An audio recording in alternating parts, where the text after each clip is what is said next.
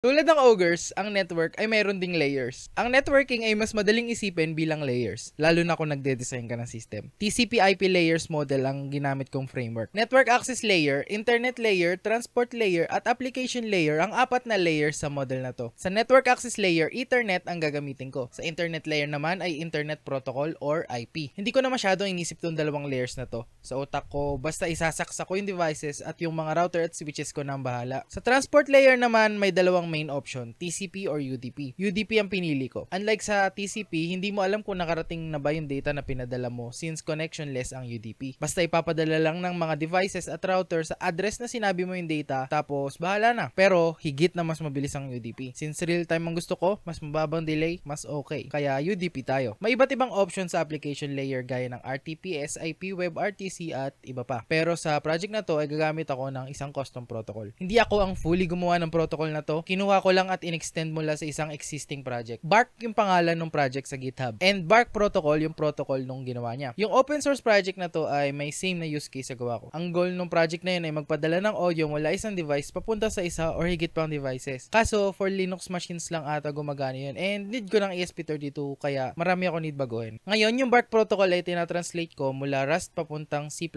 para sa ESP32. Medyo simplified yung ginawa ko kumpara sa kanya pero compatible naman kaya no problem. After ko sa project ay open source ko yung code ko para pwede nyo rin kopyahin at gawing starting point sa projects nyo. If interesado ka sa project na to, follow ka na. Bala ka mag-upload every Tuesday and Friday. Ayun lang muna. Hanggang sa muli. Bye-bye!